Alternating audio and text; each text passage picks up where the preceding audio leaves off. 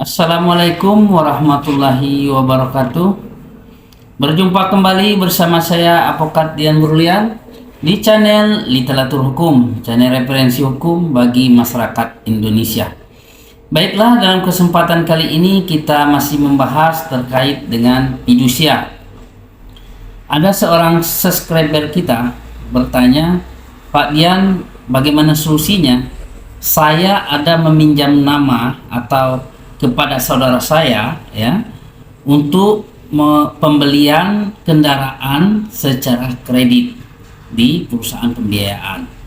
Nah, kemudian setelah berjalan 5-6 bulan ke depan terjadilah kredit macet atau menunggak cicilan, sehingga saya di Uber, kemudian saya di telepon, di WA, di SMS hampir setiap jam, sehingga saya merasa tidak nyaman gitu.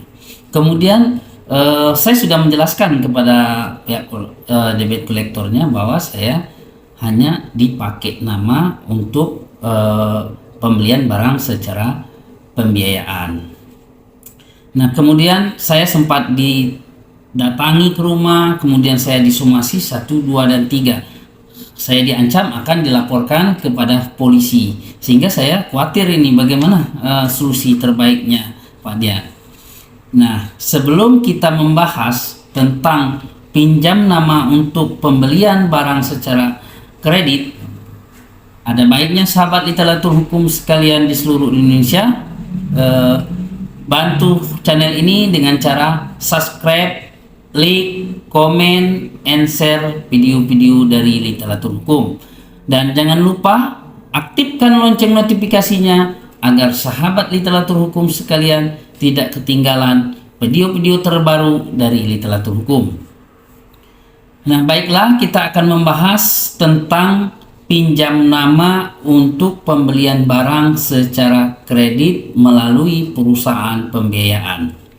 Nah, sahabat literatur hukum sekalian, sebaiknya saran saya tidak meminjamkan nama Anda kepada saudara Anda atau sahabat Anda apabila Anda tidak yakin dia bisa menyelesaikan pembiayaan secara kredit ini, karena secara tidak langsung akan berdampak kepada Anda terkait dengan kredit Anda. Seandainya Anda seorang pengusaha, sehingga Anda akan melakukan pinjaman ke bank, ke manapun, misalnya perusahaan pembiayaan atau lembaga keuangan lainnya, maka Anda akan terkontaminasi yang namanya biaya checking, sehingga dicek Anda adalah tergolong kredit macet, sehingga Anda tidak akan mendapatkan uang dari lembaga pembiayaan tersebut gitu.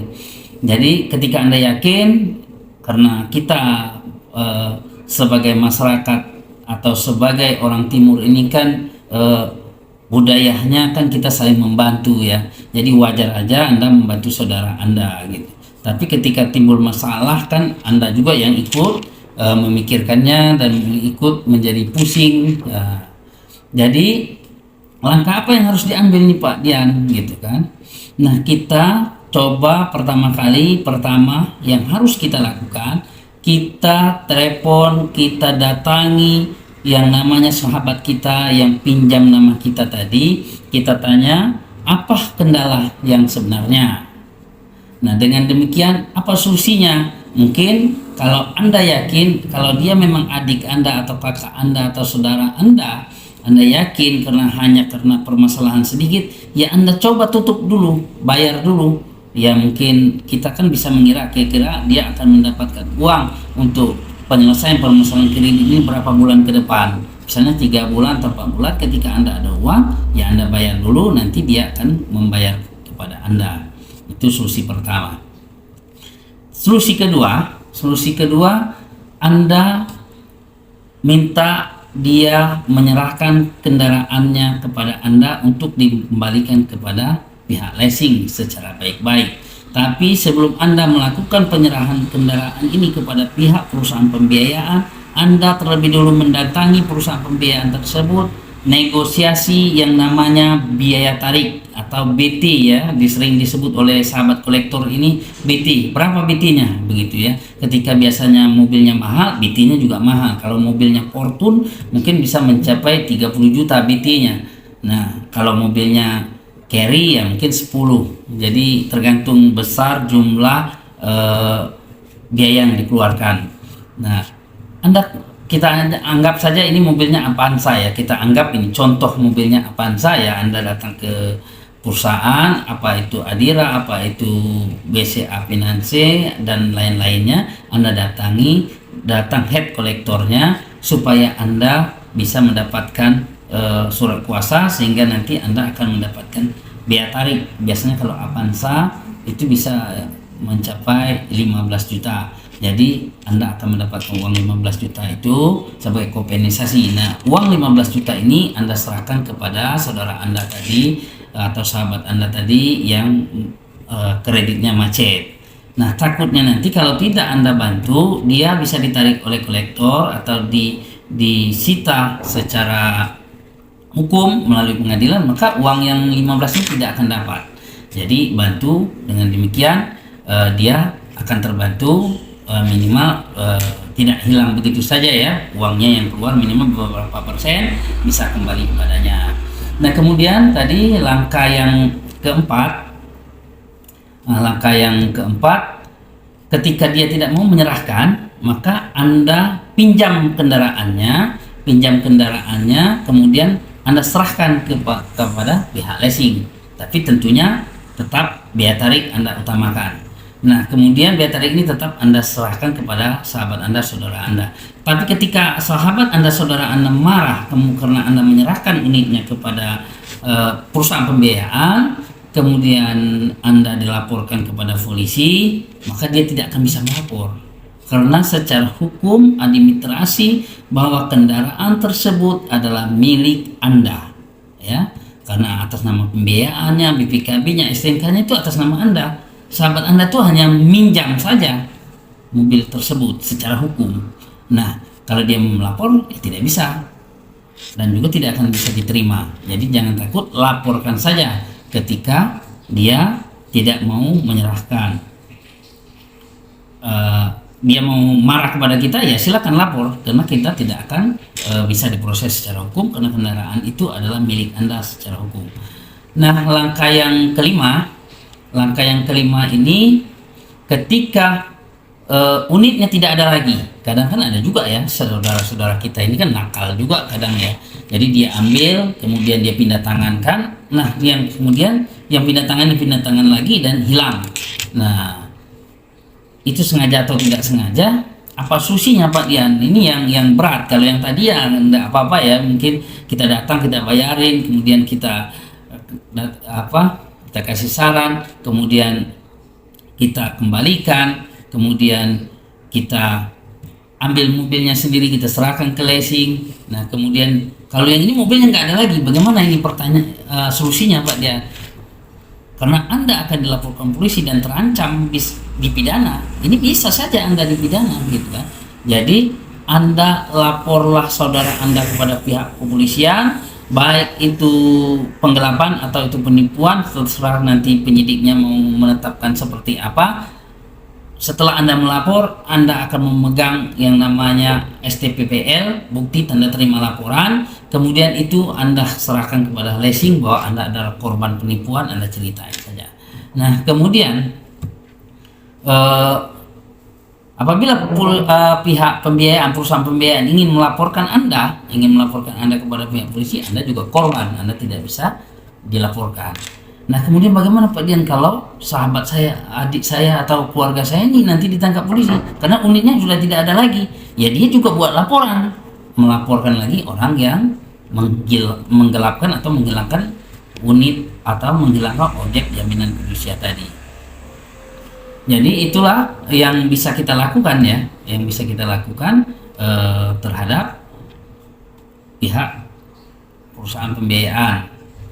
Nah, sebenarnya banyak langkah-langkah lain, tapi yang lebih simpel, lebih singkat ya itu saja bagi kita yang dipinjami nama oleh sahabat kita atau saudara kita untuk pembelian barang secara kredit yang melalui perusahaan pembiayaan. Nah, sahabat literatur hukum sekalian, itu yang dapat saya sampaikan kepada sahabat-sahabat dimanapun Anda berada di seluruh Indonesia, baik itu sebagai kolektor, baik itu sebagai konsumen atau sebagai perusahaan pembiayaan ya. Nah, kemudian apabila Anda menemukan perkara yang sama dengan ini, maka itulah yang bisa Anda lakukan ya. Kemudian bagi sahabat-sahabat literatur semuanya, saran saya kembali, janganlah suka bisa meminjamkan nama kita kepada saudara atau sahabat kita. Apabila terjadi kredit macet ini, maka nama Anda secara backing sudah tercemari dan Anda tidak bisa melakukan pinjaman pada perusahaan perbankan atau perusahaan pembiayaan lainnya atau lembaga-lembaga pembiayaan lainnya, karena Anda sudah dicap sebagai kredit macet. Itulah sahabat literatur hukum sekalian, kita review kembali ya apa yang bisa dilakukan ketika nama Anda dipinjam kemudian Anda tidak, orang yang meminjam tadi terjadi kredit macet. Yaitu langkah pertama, Anda coba komunikasikan kepada pihak yang meminjam nama Anda agar bisa melunaskan. Kemudian Anda datang secara baik-baik, dikomunikasikan apa kendalanya. Ketika Anda yakin dia akan mendapatkan uang di 2 bulan berikutnya, maka Anda coba tutupi terlebih dahulu, beri napas kepada saudara Anda atau sahabat Anda agar bisa menyelesaikan kreditnya dengan tunggakan kreditnya dengan baik. Kemudian yang ketiga, Anda bisa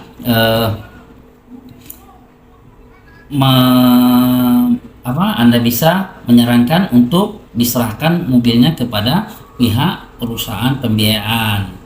Nah, kemudian sebelum itu Anda lobby dulu perusahaan pembiayaannya agar mendapat BT, biaya tarik antara 15 juta minimal 5 juta, kan lumayan juga gitu loh. Kemudian untuk yang keempat, Anda pinjam kendaraannya, Anda serahkan kepada pihak perusahaan pembiayaan. Daripada Anda punya masalah, pinjam ya, kalau mau dia melaporkan nggak bisa dilapor karena kendaraannya adalah milik Anda. Pinjam dan serahkan kepada perusahaan pembiayaan. Nah, ingat tadi kita tetap lobby perusahaan pembiayaan, ambil BT-nya, kembalikan kepada saudara Anda tadi. Kalau 15 juta ya kasih, lumayan juga. Nggak mau terima ya sudah, tetap simpan aja uangnya, suatu saat dia akan menerima kenyataan ini. Nah, yang kelimanya, Anda laporkan saudara Anda tadi kepada pihak polisian dengan penggelapan atau penipuan.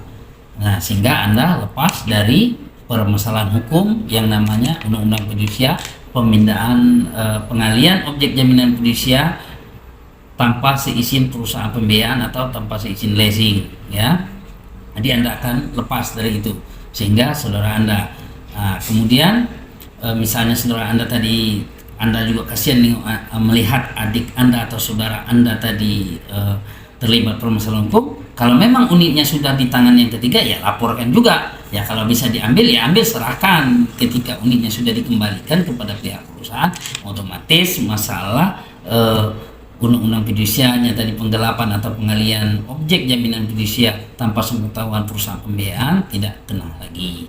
Jadi itulah sahabat literatur solusi singkat ya, solusi singkat, cepat dan padat untuk mengatasi ketika nama Anda dipinjam untuk pembelian barang secara kredit melalui perusahaan pembiayaan, kemudian kreditnya macet. Nah, ada 5 langkah tadi yang harus Anda lakukan. Bagi sahabat literatur hukum sekalian ya, baik itu profesi Anda sebagai kolektor, sebagai nasabah, sebagai konsumen, sebagai perusahaan pembiayaan, terkait video ini ada komentar, ada saran, ada pendapat, ada pertanyaan, silakan tulis di kolom komentar di bawah ini. Insya Allah pasti akan saya jawab. Kalau tidak bisa saya jawab, saya akan komunikasikan dengan tim, kita cari siapa yang bisa menjawab pertanyaan Anda, dan kemudian akan kita buat video. Mungkin juga akan saya balas melalui komen, ya mungkin juga langsung interaksi melalui handphone atau WA. Itulah sahabat literatur hukum sekalian di seluruh Indonesia, semoga video singkat ini bermanfaat. Akhir kata, wabillahi taufiq wal hidayah. Wassalamualaikum warahmatullahi wabarakatuh.